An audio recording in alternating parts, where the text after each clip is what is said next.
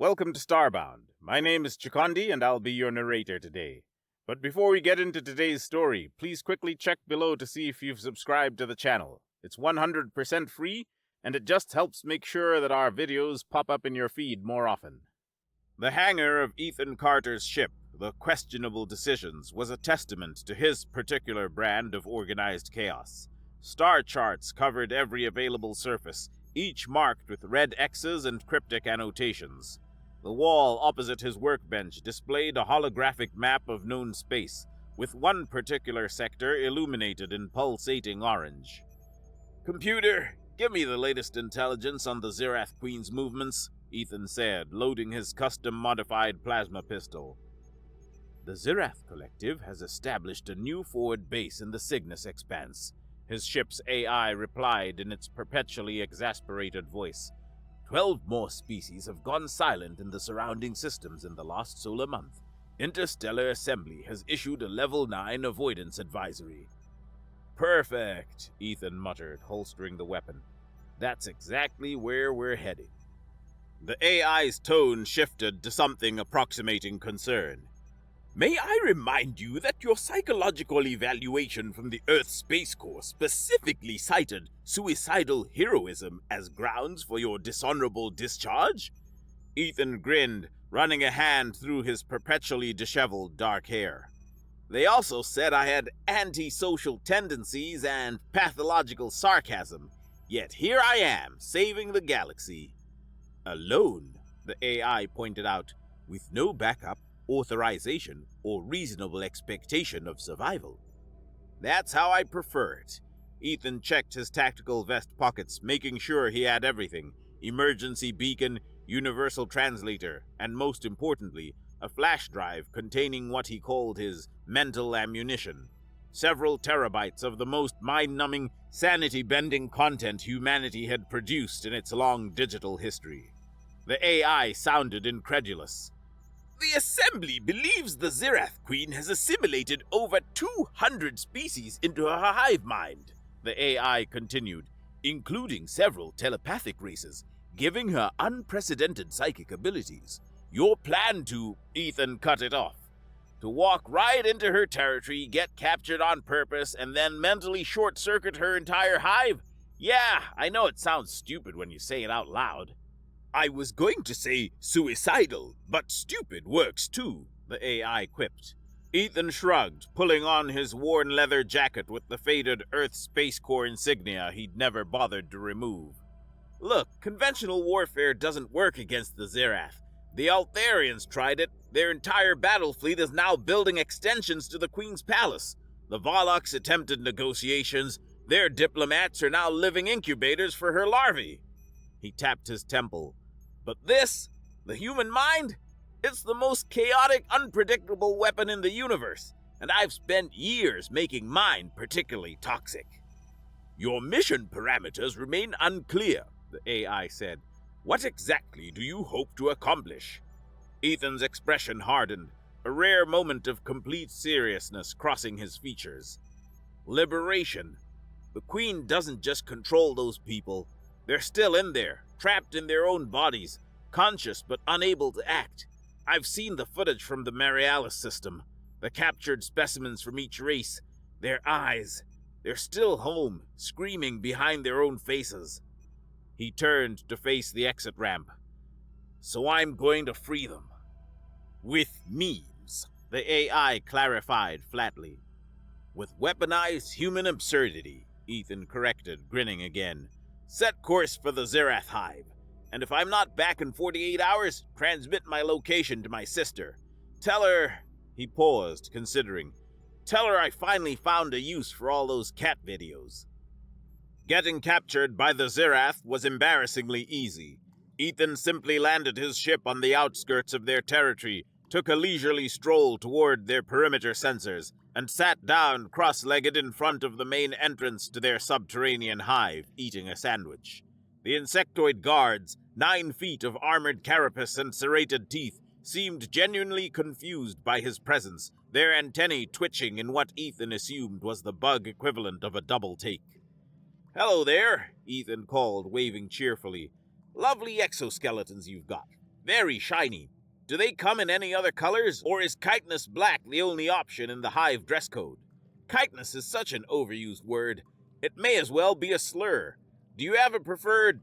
While Ethan rambled on, the guards chittered to each other, clearly uncertain how to proceed. Humans were rare in this sector, and ones that voluntarily approached the Zirath hive were unprecedented. One of them finally stepped forward. "You will be processed," it said in a voice like gravel in a blender. Processed? How clinical. Ethan stood, brushing crumbs from his pants. "Just so we're clear, I'm here to see your queen. Tall lady, bad attitude, has a thing for physically enslaving entire species. You can't miss her." The guards surrounded him, weapons raised. "That's the spirit," Ethan said, extending his wrists as if for handcuffs. "Though I should warn you, the last guy who took me prisoner ended up questioning his entire existence. Still sends me holiday cards from his therapy retreat." The Zirath hive was a marvel of biological engineering, if your aesthetic leaned toward Nightmare Cathedral. Walls pulsed with bioluminescent veins, casting an eerie blue glow over everything. The air smelled of ozone and something sweet yet rotten, like fruit decaying in industrial chemicals and gore. As the guards marched him through the twisting corridors, Ethan took careful note of everything he saw. Chambers branched off from the main tunnel, each housing different specimens, living trophies from the Queen's conquests. In one, a being floated in suspension, its faceted surface reflecting the bioluminescent light in fractured patterns. In another, a massive tentacled creature pressed against transparent barriers, its movements sluggish and mechanical. "Love what she's done with the place," Ethan remarked to the guard shoving him forward. "Very evil scientist meets interior decorator. The suspended bodies really bring the room together." The guard remained silent, but Ethan could have sworn its antennae twitched in irritation. "Not much for conversation, huh? Let me guess. All of your personality got absorbed into the hive mind. Must be fun at parties." They finally reached an enormous chamber, its ceiling lost in darkness above. Stationed around the perimeter were more specimens, one from each conquered species, standing perfectly still in transparent containment fields. Their eyes followed Ethan as he was marched to the center of the room, and in those eyes he saw it. Awareness, terror, consciousness trapped in bodies no longer under their control.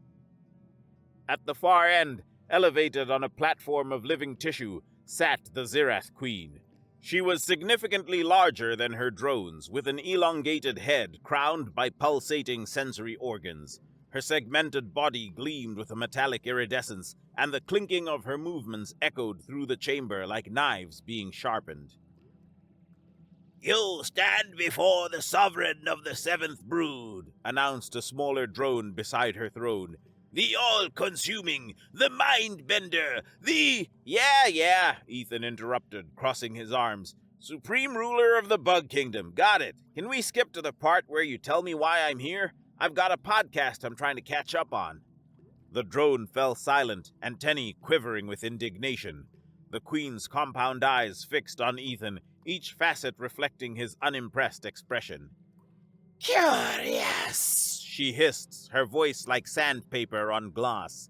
"Every species we have encountered trembles before us. The Althosians begged for mercy. The Krell warriors soiled themselves. Yet you—" She leaned forward, her sensory crown pulsating rapidly. "You show no fear." Ethan shrugged, looking around the chamber as if he were merely waiting for a bus. "Lady, I'm from Florida. This isn't even the weirdest thing I've seen this month." The Queen descended from her throne, her segmented legs clicking against the organic floor as she approached. She circled Ethan slowly, her antennae occasionally brushing against him in a way that made his skin crawl. "You are not what I expected from a human," she said, her voice taking on an almost contemplative tone. "Your species is rare in this sector. Primitive. Confined mostly to your own system."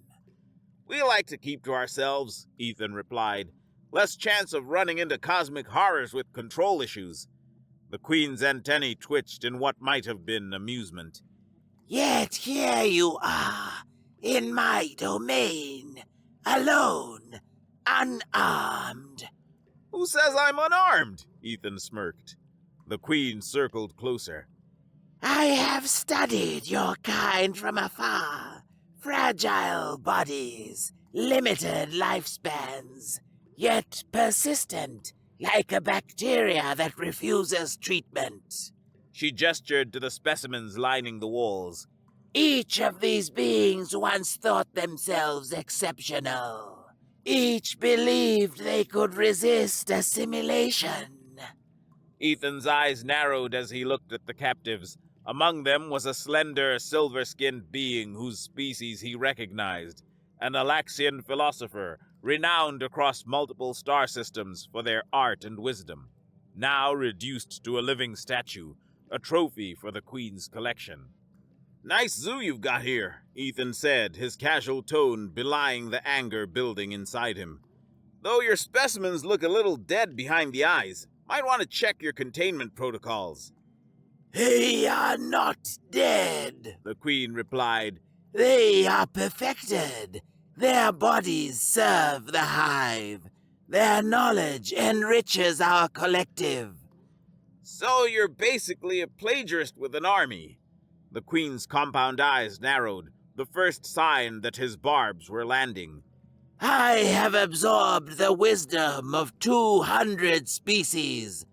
Mathematicians, warriors, philosophers, all part of my consciousness now.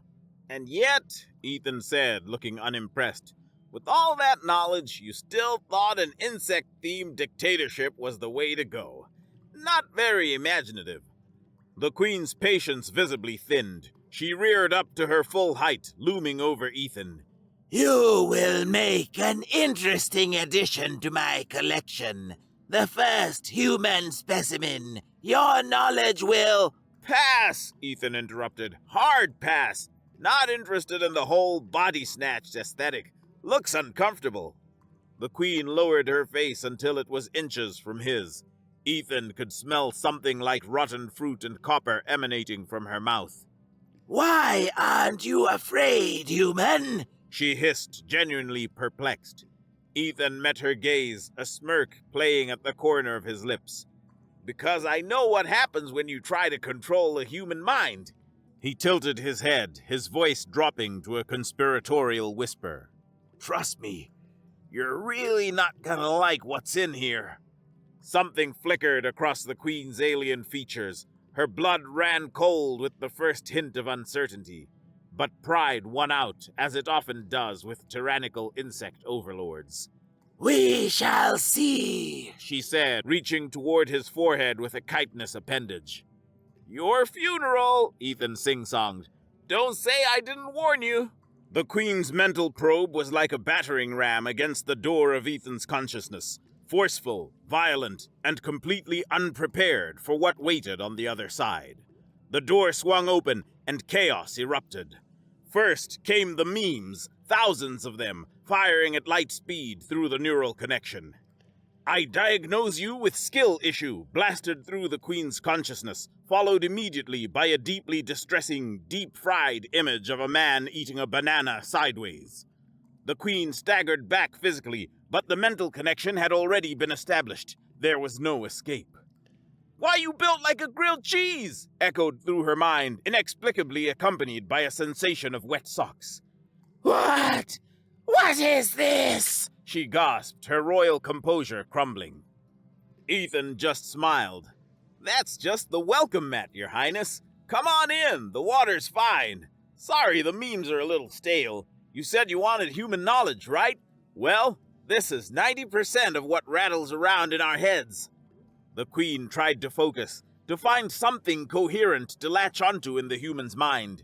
Instead, she found herself dragged down a Wikipedia rabbit hole about the history of Garfield the cat. Suddenly, she knew more about Jim Davis's creative process than she'd ever wanted to know about anything.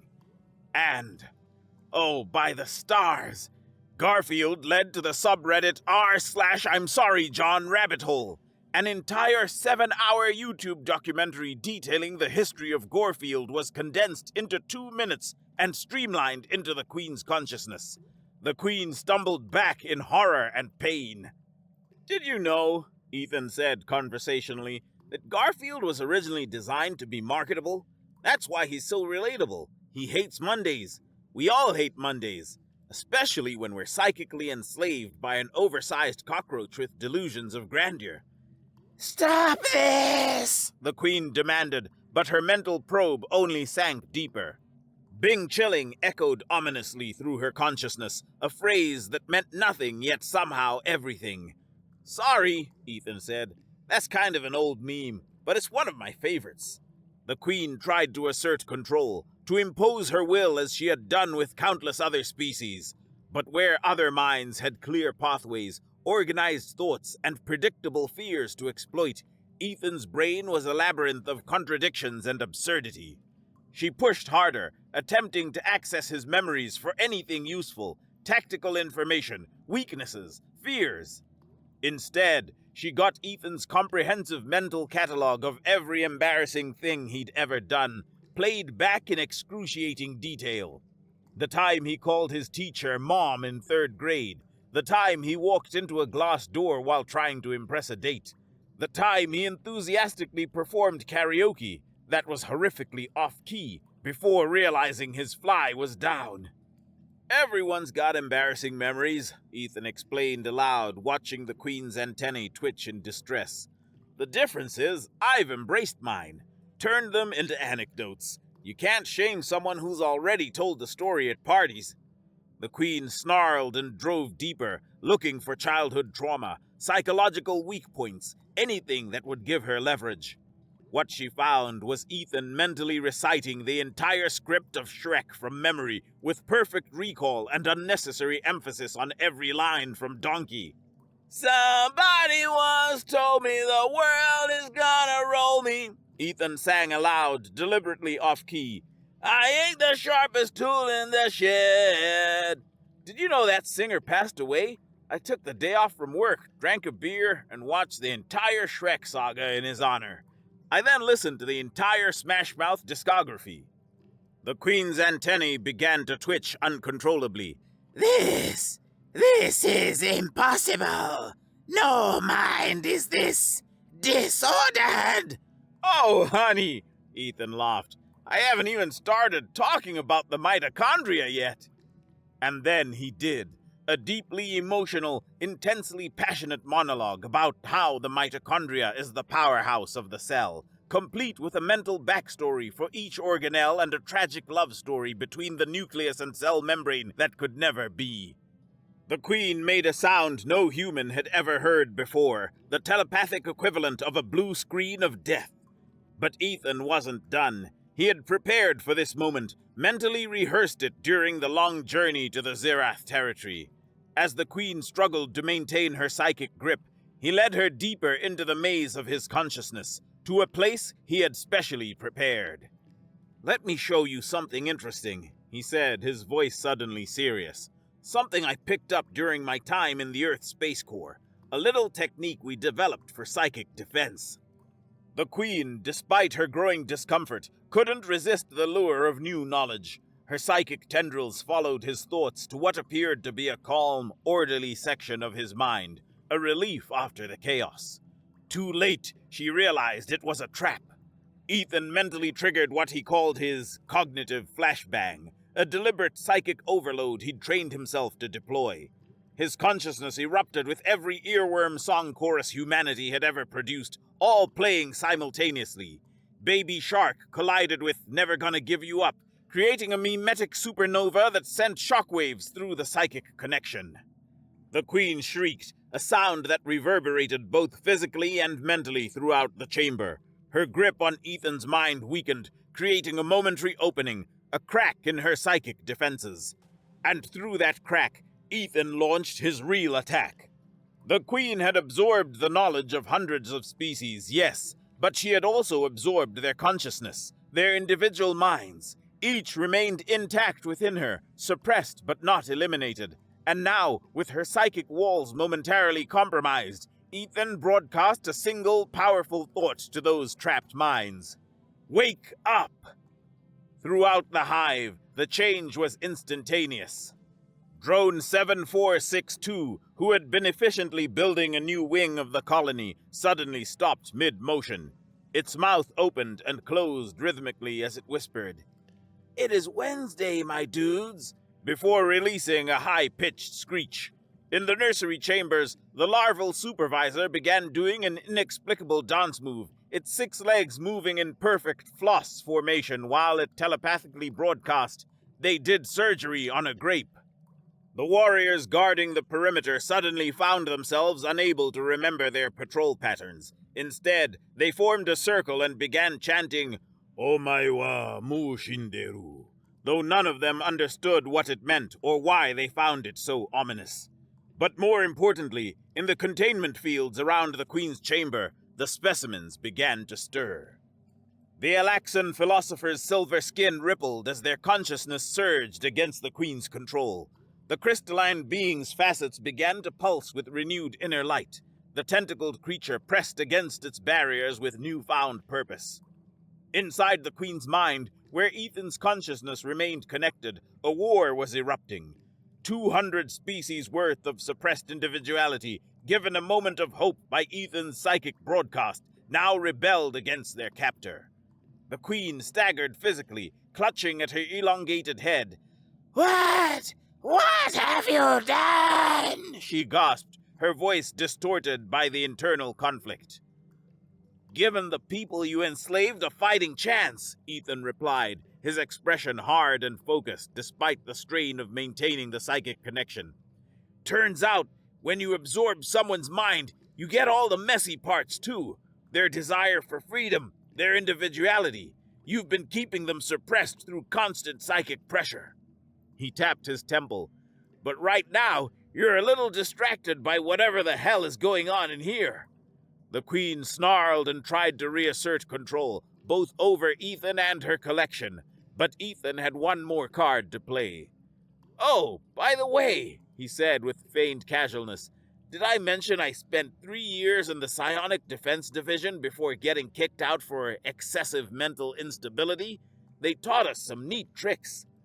And with that, he unleashed the final layer of his mental defense, what his former commanding officer had called the Scorched Earth Protocol. Ethan's consciousness began broadcasting the entirety of the B-movie script, interspersed with every annoying commercial jingle from the past century, all underlaid with the sensation of intense itching just out of reach. The Queen screamed, a sound like metal being torn apart. Around the chamber, the containment fields flickered and failed as her psychic control wavered. The specimens, freed from their prisons, began to move with their own volition for the first time in years. "No!" The Queen roared, attempting to physically break the psychic connection by backing away from Ethan. "This is impossible! No single mind can overpower the collective!" "That's the thing about humans," Ethan said, advancing as she retreated. "We're never really just one mind. We're a collection of every stupid thought, random fact, and earworm song we've ever encountered. We're walking contradiction machines, and that makes us really, really hard to control." He pointed to the freed specimens now gathering around them. "And guess what? All those minds you absorbed? They're just as complicated in their own ways. You didn't simplify them by taking them. You just piled complexity on complexity, created the most unstable psychic structure in the galaxy." The Alaxian philosopher stepped forward, their silver skin rippling with barely contained anger. "I have been conscious for 6 cycles," they said, their melodic voice raw from disuse. "Watching from behind my own eyes as you used my body as a puppet." Another alien being chimed in, their voice a cascade of bell-like tones. "You stole not just our bodies, but our worlds, our cultures, our futures." Around the hive, more drones were breaking from the Queen's control. Some collapsed, others began performing inexplicable human internet dances, and others simply stood still, antennae twitching, as their own suppressed individuality fought for dominance. The Queen, desperate, tried one last psychic assault, a massive wave of mental force aimed directly at Ethan. But his mind, already so chaotic and unpredictable, simply absorbed the impact and reflected it back, now tinged with the inexplicable concept of vibe check and images of poorly photoshopped cats. What are you? The Queen shrieked, her composure completely shattered. Ethan shrugged. Just a guy with a head full of internet garbage and a problem with authority figures. His expression hardened. Now, about those people you've been keeping in your personal zoo. The Queen's chamber had transformed from an orderly center of hive activity to something resembling a very peculiar revolution. The freed specimens, once the Queen's prized collection, had formed a loose alliance, their diverse forms creating a living barrier between Ethan and the increasingly unstable Zirath monarch. You've made a mistake, human, the Queen hissed, backing toward an emergency exit at the rear of the chamber. This hive spans half a continent. My drones number in the millions. Even with these few specimens freed, you cannot hope to. She was interrupted by a drone stumbling into the chamber, its movements jerky and uncoordinated. My Queen, it chittered. Western sector reports critical failure of neural synchronization. Drones are... It twitched violently. Vibing! Another drone skittered in from a different entrance. Eastern Burrow Complex is experiencing total command breakdown. Production drones have formed what they're calling a conga line and refuse to disperse. The Queen's compound eyes widened in horror. What is happening to my hive? Ethan leaned against a pulsating organic column, looking supremely satisfied. Remember that psychic broadcast I sent to wake up your captives? Well, it wasn't just for them. See, the thing about a hive mind is that it's really efficient for transmitting information. He tapped his temple, including weaponized human nonsense. The psychic backlash was spreading through the entire colony, carried by the very neural network the Queen had established to control her drones. Each insectoid mind, briefly exposed to the chaos of Ian's thoughts, either shut down in confusion or began operating on strange new imperatives gleaned from the depths of internet culture.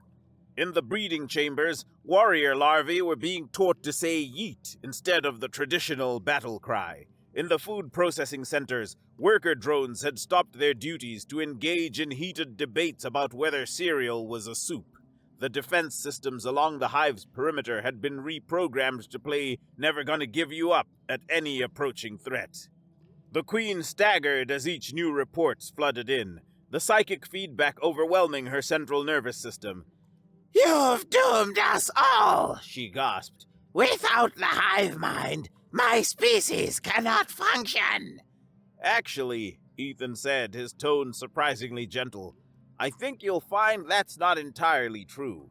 He gestured to a group of drones that had entered the chamber. Unlike the others, these moved with purpose, their movements coordinated but distinctly individual.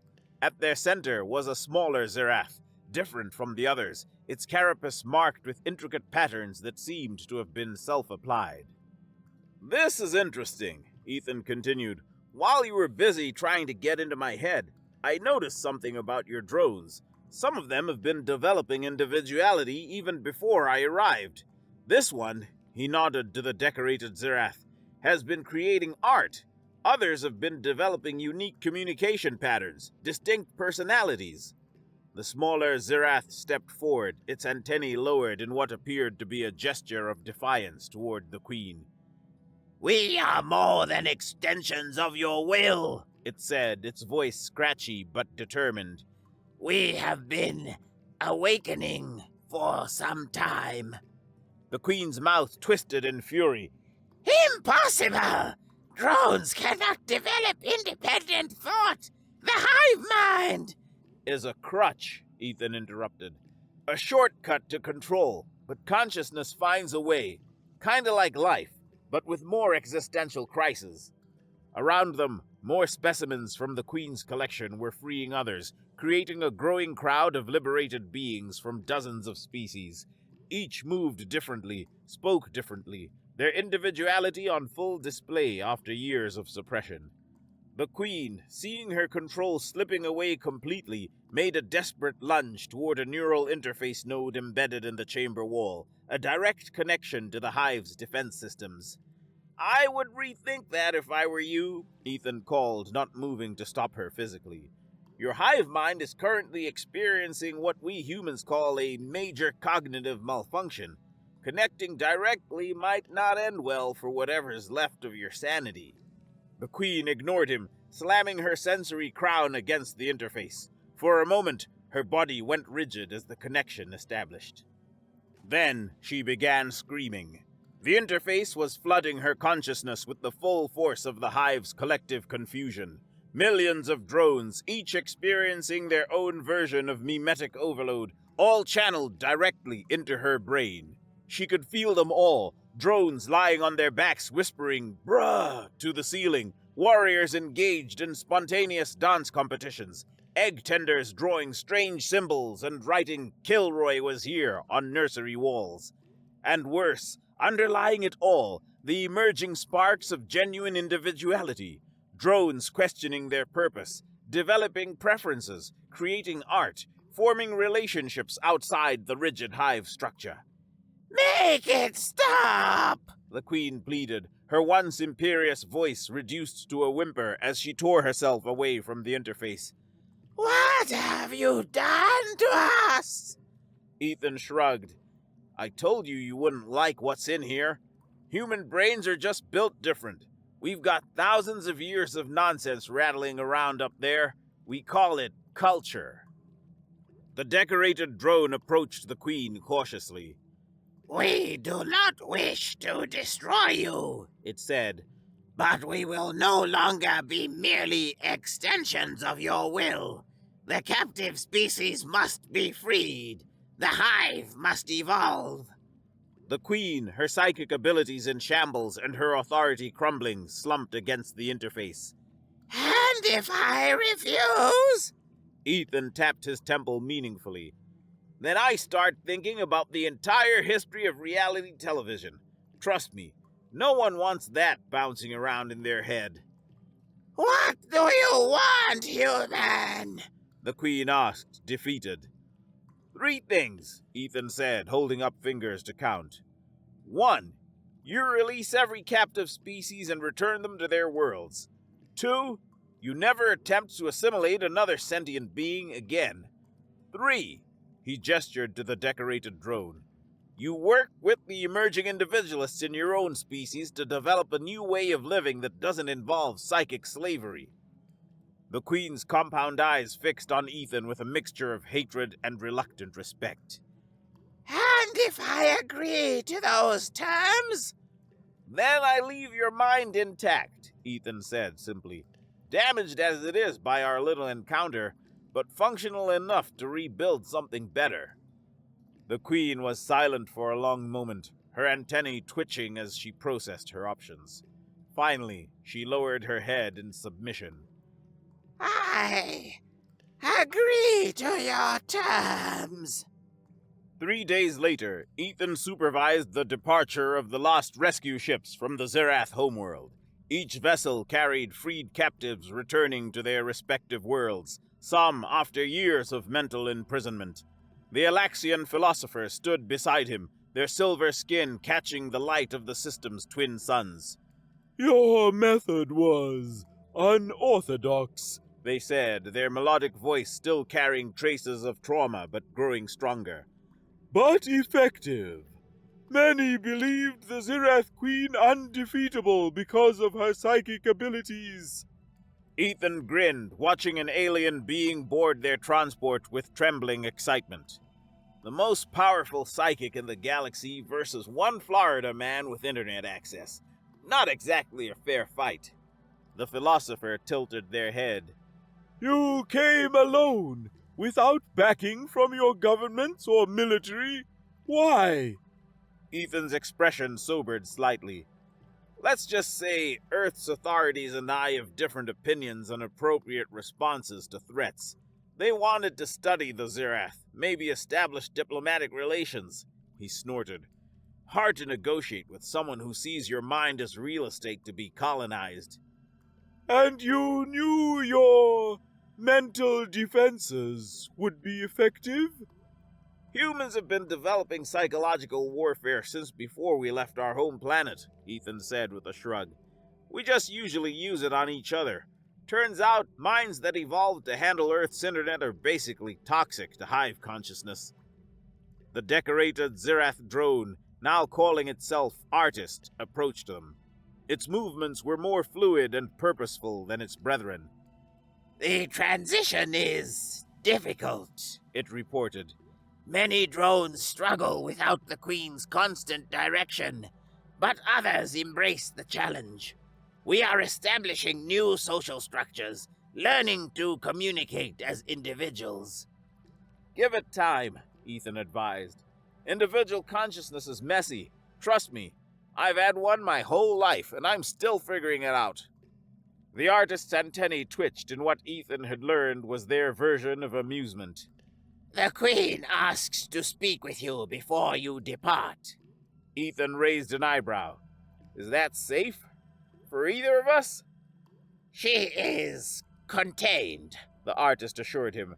Her psychic abilities are dampened by technology we have repurposed from her own control systems. A satisfying irony. I do love a good ironic containment, Ethan mused. Lead the way. The Queen's new throne room was a stark contrast to her former chamber. Gone were the pulsating organic decorations and imposing architecture.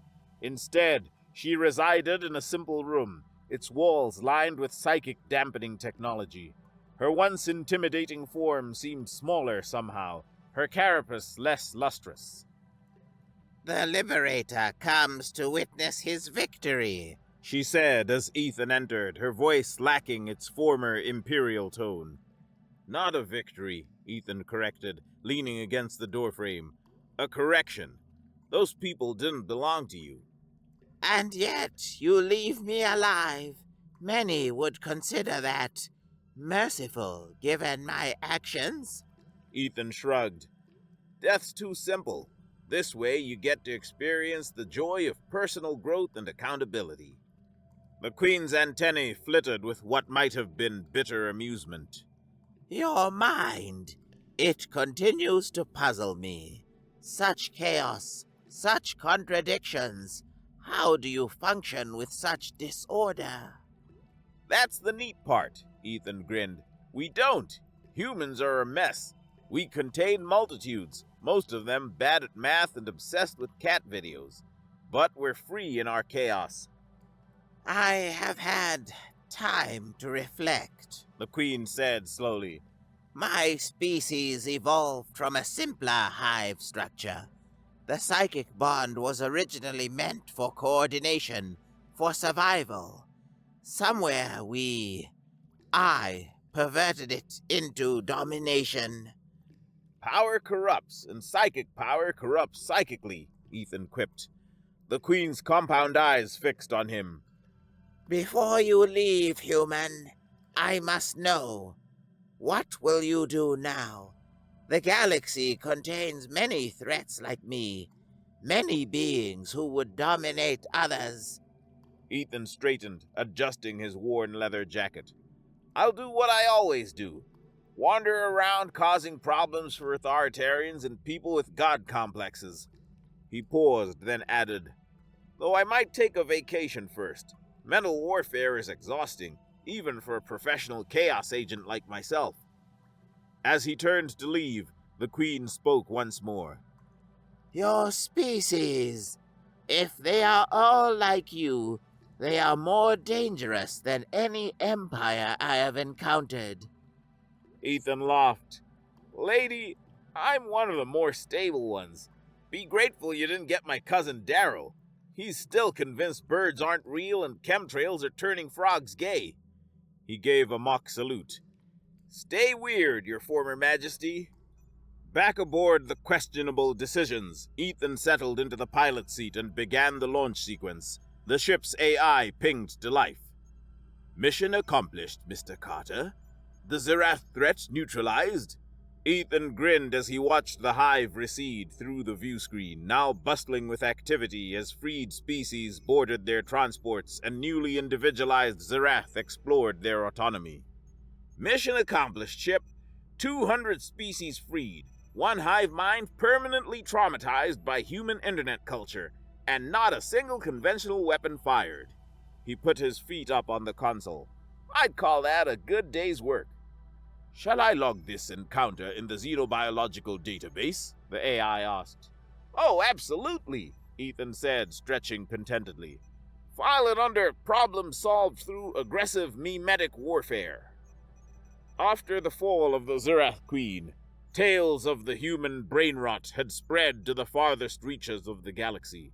Telepathic species everywhere developed new terms for the condition that resulted from attempting to probe human consciousness: cognitive whiplash, mimetic poisoning, and most commonly, Florida Man syndrome. Ethan scrolled through the latest intelligence briefing. Another would-be psychic conqueror had retreated from the borders of human space without firing a shot, the fourth in this 3-day period.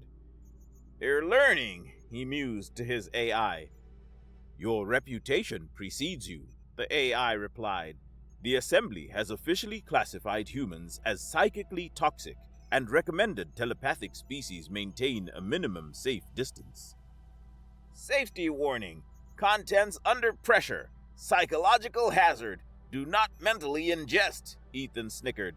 "Best label we could ask for. Anyway, ship, set sail for home." "Setting course for planet Earth. 4 Earth days until arrival." During Ethan's trip home, a transmission alert chimed softly.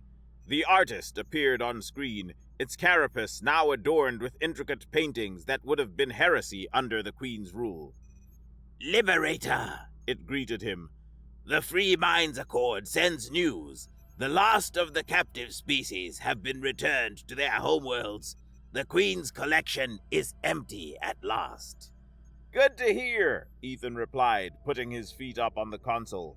"How's Her Former Majesty handling retirement?" "She has begun creating art," Artist replied. "Disturbing art, full of strange human imagery. She calls her latest piece, Shrek is Love." Ethan nearly choked on his coffee. "Now that's what I call lasting psychological impact." "The Accord Council has officially added a new protocol to interspecies contact guidelines," Artist continued. "When encountering humans, do not attempt telepathic communication unless you enjoy existing in a permanent state of confusion." "That's us," Ethan grinned. "Cosmic mind hazards with opposable thumbs and a concerning knowledge of outdated internet references." As the transmission ended, Ethan pulled up the galactic map. Dozens of former danger zones now glowed with the green of free space. Turns out, the most effective weapon against cosmic horrors wasn't superior firepower or advanced technology. It was a single human brain, filled with memes, movie quotes, and the inexplicable ability to think about 15 contradictory things simultaneously. In the vast darkness of space, Ethan Carter, Florida Man, Chaos Agent, and humanity's most effective psychological weapon, put up his feet on the console and relaxed as questionable decisions took him home. Somewhere in his thoughts, Baby Shark began playing on loop, locked and loaded.